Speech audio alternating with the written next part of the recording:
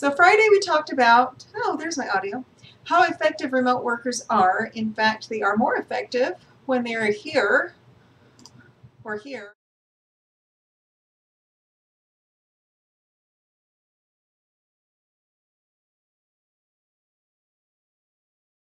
Hi, everyone.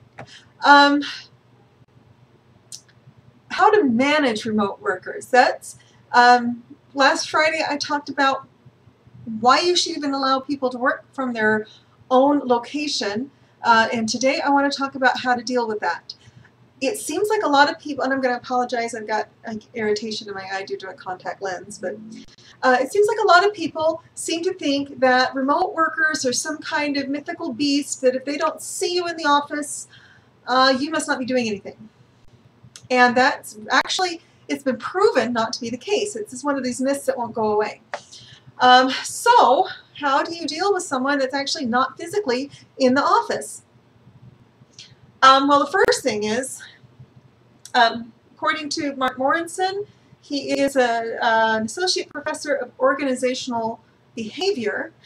He says you don't think about them as any fundamentally different. They're just not in the same location that you are.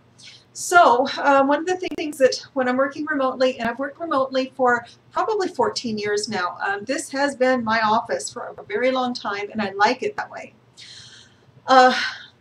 What I like for my clients to do is basically to give me a task.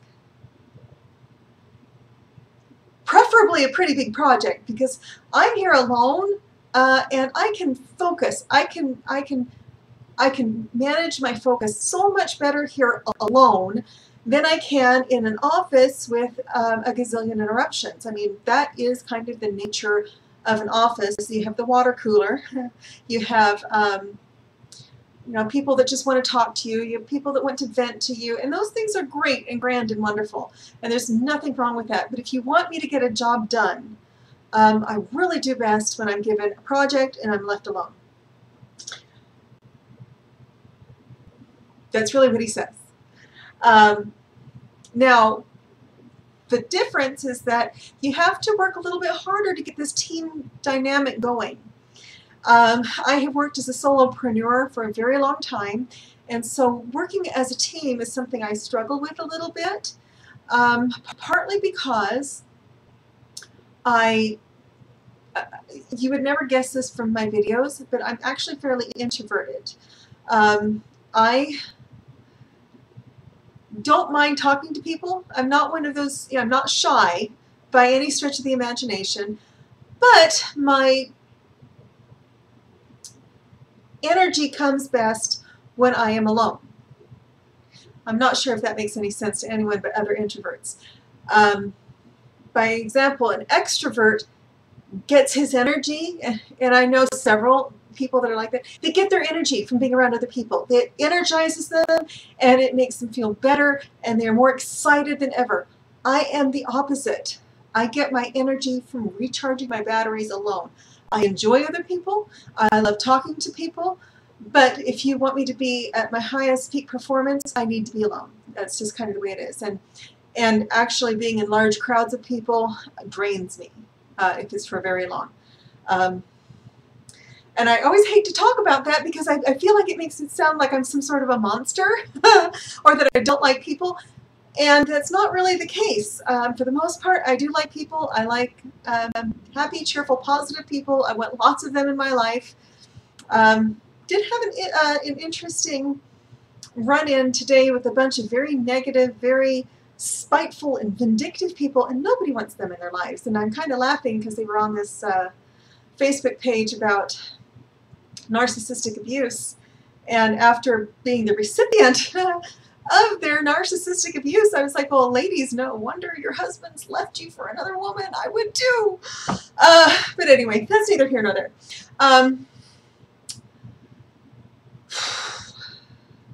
Yeah, I don't enjoy negative people, and I don't enjoy vindictive and spiteful people, and I don't think anybody does.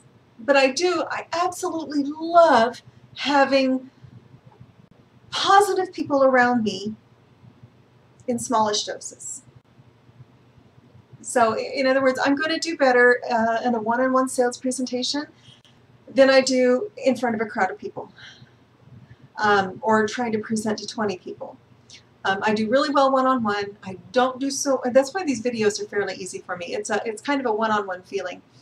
But when it's a large crowd of people, if it's a big networking event, I can go. I can be very effective. I can do my job. I can meet and greet and enjoy doing that, and then I'm exhausted afterwards. And again, I'm never quite sure if that really comes across the right way. It doesn't mean I'm bad or that I dislike people. It just means that it takes more energy for me to do that than I get back from it. And it's just the way I'm wired. It's kind of interesting because I'm the oldest of the firstborn around a lot of people.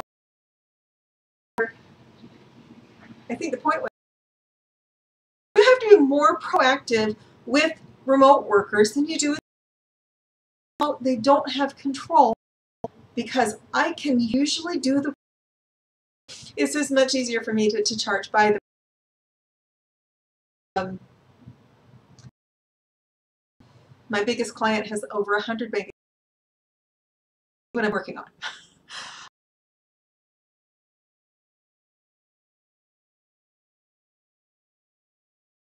That one that's the expectations.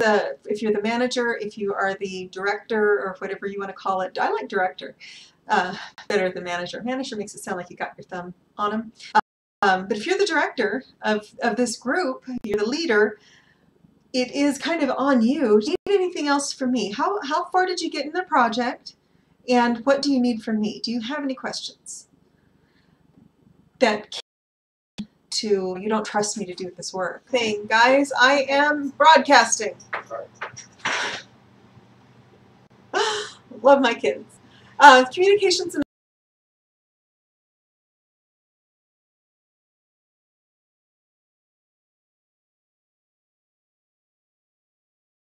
number one thing. Make sure that they have all the tools you want to make. It appears to be invisible unless you know accounting really well. You're not really going to realize what you're paying me for until I get into the coaching part, and I am going to talk about that probably in a couple of weeks when I finish developing the program. You know, unless I'm actively coaching you, I'll send you reports on Monday, but you're probably not going to recognize what those mean unless we're actively in a coaching scenario. And like I said, I'm working on that program. It's something that's in development.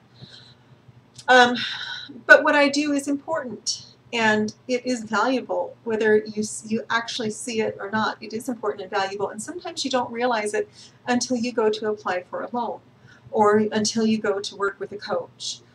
And when you realize that you have everything that you need at your fingertips, then it's not invisible.